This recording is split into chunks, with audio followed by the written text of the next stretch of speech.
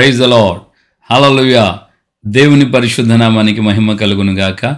క్రీస్తు యేసునందు నా ప్రియమైన దేవుని బిడ్డలందరికీ ఉదయకాలపు శుభములు తెలియచేస్తున్నాను. ప్రియమైన దేవుని బిడ్డలారా, ఎలా ఉన్నారు? మన ప్రభు రక్షకుడు ఈ యొక్క మాసము చివరి దినాలకి ఆయన మనల్ని నడిపించాడు. ఈ 30వ తేదీన దేవుని యొక్క కృపా కాపుదల సంరక్షణ మీకు అనుగ్రహించబడును గాక. ఈ 30 రోజుల పాటు 29 రోజులు గతించాయి. ఈ 30వ తేదీని కూడా ఆయన మనల్ని కాపాడి సంరక్షించి నడిపించు దేవుడై ఉన్నాడు. దేవునికి మహిమ కలుగును గాక. హల్లెలూయా. సో ఈ దినాన దేవుని యొక్క అభిషేక వర్తమాన కార్యక్రమం, ఈ యొక్క వాక్కు దేవుని లేఖనాల్లో నుండి మనం గమనించినప్పుడు సామెతల గ్రంథం 24వ అధ్యాయము 12వ వచనం 13వ వచనంలో మనం ఈ మాటలు గమనిస్తున్నాం. నీ ఆశ భంగము కానేరదు. హల్లెలూయా. సో ఎప్పుడు ఈ యొక్క మాట మన జీవితంలో ఇది వాగ్దానపూర్వకంగా నెరవేర్చబడుతుంది. సో ఈ దైవజనుడు సామెతల గ్రంథకర్త అంటున్న మాట ఏంటంటే, నీవు తేనె పట్టు తాగుము, తేనె తాగుము, అది రుచియే కదా అని అంటాడు. అది చాలా మధురమైంది కదా, తేనెను తాగు అని అంటాడు. సో ఆ విధంగా తాగమని చెప్పినటువంటి ఆయన దాన్ని ఎలా పోల్చాడంటే, నీ ఆత్మకు జ్ఞానము అట్టిదని తెలుసుకొనుము. సో జ్ఞానమును గురించి తేనె పట్టును గురించి పోల్చి చెప్పబడింది. తేనె పట్టు మధురంగా ఉంటుంది, చాలా తీగా ఉంటుంది. సామెతల గ్రంథకర్త చెప్పిన మాటల ప్రకారంగా మనం కీర్తనలో కూడా గమనించినప్పుడు, నీ ఆజ్ఞలు, నీ వాక్యము తేనె కంటును జుంటుదైన ధారల కంటే అది మధురము అని రాయబడింది కదా. దేవుని బిడ్డలారా, దేవుని యొక్క వాక్యము, దేవుని యొక్క సన్నిధిలో దేవుని యొక్క జ్ఞానము మన జీవితాలకి తేనె కంటే మధురంగా ఉంటుంది. తేనె పట్టు తాగుము, అది నీకు దొరికిన యెడల ఎక్కువగా తిను అని చెప్పినటువంటి ఆయన దానిని ఆత్మ విషయంలో పోల్చి చెప్తున్న మాట ఏంటంటే, ఆ యొక్క తేనె పట్టు మనకు ఎంత మధురంగా ఉంటుందో మన ఆత్మకు దైవ సంబంధమైన జ్ఞానం కూడా అలా ఉంటుంది. 3 విధాలైన జ్ఞానాలు మనం గమనించగలుగుతున్నాం. ఒకటి అక్షర సంబంధమైన జ్ఞానం, రెండవది దెయ్యముల జ్ఞానం, మూడవది ఆత్మ సంబంధమైన పరము నుండి వచ్చు జ్ఞానము అని బైబిల్లో ఈ 3 విషయాలను మనం చూస్తున్నాం. సో ఈ యొక్క సందర్భంలో ఆత్మ సంబంధమైనటువంటి జ్ఞానం మన జీవితాలని ఎలా చేస్తుంది, ఏ విధంగా చేస్తుంది అని అంటే, అది మన జీవితాలకి ఆశలు భంగం కానికుండా మనల్ని నడిపిస్తుంది. హల్లెలూయా. సో దేవుని బిడ్డలుగా ఈ రోజున నీ ఆశ భంగం కాకూడదంటే దైవ సంబంధమైన జ్ఞానమును నువ్వు కోరుకోవాలి. ఎక్కువగా దైవ సంబంధమైనటువంటి జ్ఞానాన్ని నువ్వు పొందుకోవాలి. దైవ సంబంధమైనటువంటి ఆలోచన నువ్వు గాయకొనాలి. ఎప్పుడైతే ఆ దైవ సంబంధమైన జ్ఞానము నీకు కలుగుతుందో, నీవు ఏది ఆశిస్తావో అని అంటే, ఏది పడితే అది ఆశించు, దేని పడితే దాన్ని కోరుకోవు. ఏది మంచిది ఏది చెడుదనేసి వివేచనతో జ్ఞానముతో నువ్వు దాన్ని కోరుకుంటావు. చాలామంది ఈ రోజున మనం గమనిస్తే జ్ఞానము లేకుండా ఉన్నటువంటి పరిస్థితుల్లో వారి జీవితాలను వాళ్ళు పాడు చేసుకుంటున్నారు. చాలామంది అక్రమ సంబంధాలు, అపవిత్రమైన బ్రతుకులలో వారి జీవితాలనే పోగొట్టుకున్నారు. అక్రమాలను బట్టి, అక్రమ సంబంధాలను బట్టి. నేను ఈ మధ్య చదివాను ఏంటంటే, ఒక భార్య అక్రమ సంబంధంలో ఉన్నటువంటి విషయాన్ని భర్త అనుమానంతో, భార్యకి అటువంటి స్థితి ఉందని భర్త ఏం చేశాడు, తన భార్యనే చంపాడు భయంకరమైన. సో ఈ స్త్రీ కూడా ఎందుకు ఇలా ప్రవర్తించిందంటే, జ్ఞానం కలిగి ఉంటే ఏది కోరుకోవచ్చో ఏది కోరుకోకూడదో తెలిసేది. తనకు భర్త ఉన్నాడు, పిల్లలు ఉన్నారు, ఇలాంటి పరిస్థితుల్లో అక్రమ సంబంధాలు ఎందుకు? చాలా నాకంటే ఎక్కువగా మీరు అనేకమైన విషయాలు వింటూనే ఉంటారు. ఎన్నో కుటుంబాల్లో ఈ అక్రమ సంబంధం, ఈ అపవిత్రమైనటువంటి బంధం, లేక వ్యభిచారము, ఈ యొక్క తలంపులు, క్రియలు, ఇవన్నీ ఏం చేస్తున్నాయంటే తమ జీవితాల్లో నశించిపోయేటటువంటి స్థితికి దారితీస్తూ ఉంది. నశించిపోయే పరిస్థితులు ఏర్పడుతూ ఉన్నాయి. దేవుని బిడ్డలారా, తేనె తాగుము, అది దొరికిన యెడల ఎక్కువగా దాన్ని భుజించు అన్నటువంటి వాక్యం ఆత్మ సంబంధంగా కూడా వర్ణించి చెప్తున్న మాట ఏంటంటే, నీ ఆత్మకు జ్ఞానము అట్టిదని తెలుసుకోనుము. నీ ఆత్మకు జ్ఞానం అట్టిది కనుక నువ్వు ఆత్మ సంబంధంగా ఏం చేయాలి?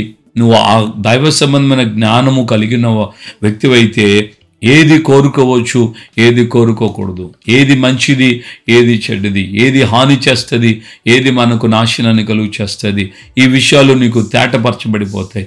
కనుక దేవుని బిడ్డలుగా మనం గమనించాలి.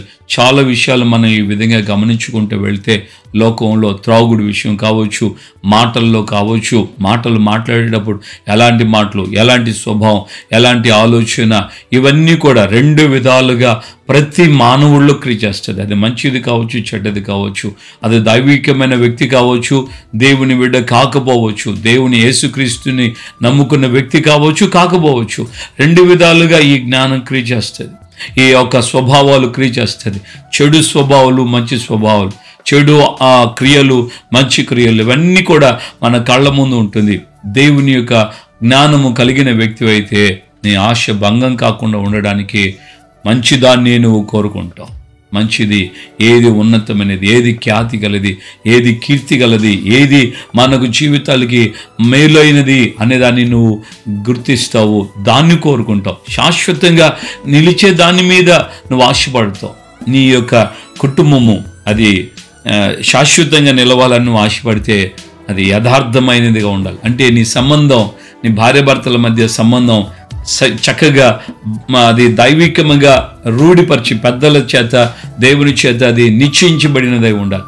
చాలా పాశ్చాత్య దేశాల్లో మనం చూస్తూనే ఉన్నాం. చాలామంది లివింగ్ టుగెదర్ అని అదొక స్పిరిట్, అదొక క్రియ, అదొక దురాత్మ. పెళ్లిగాక ముందే కలిసి ఉండటం.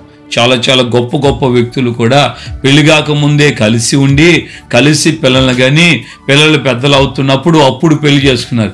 ఎందుకమ్మా ఇంతవరకు ఈ విధంగా ఇప్పుడు మీరు పెళ్లి చేసుకుంటున్నారయ్యా అని అడిగితే, మేము అంటే ఒకరినొకరు అండర్స్టాండింగ్లోకి వచ్చి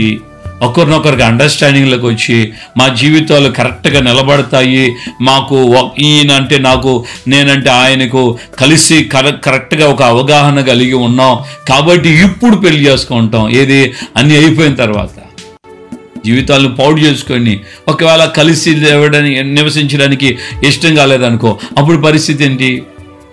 ఒక స్త్రీకి తన యొక్క జీవితంలో పవిత్రతే పెళ్లికి ముందు అది ఒక ఆధారం, అదొక ఆభరణం. ఆ యొక్క వర్జినిటీ, ఆ పవిత్రత, కన్యత్వము అనేది ఆధారం. ఇప్పుడు కొంతకాలంగా వాడితో కలిసి జీవించావు, వాడు వద్దన్నాడు, వాడికి నీకు పొసగలేదు, ఇంకొకటి చేసుకోవాలంటే ఎట చేసుకుంటాడు? వాడితో కూడా నువ్వు లివింగ్ టుగెదరా? అలా చేస్తారా? ఇలాంటి స్పిరిట్ అన్య దేశాల్లో నుంచి క్రమక్రమంగా మన దేశంలో కూడా బాగా పాకిపోతుంది. దీన్నే మనం పూర్వకాలం నుంచి మనం చెప్తున్నాం అక్రమ సంబంధం అని.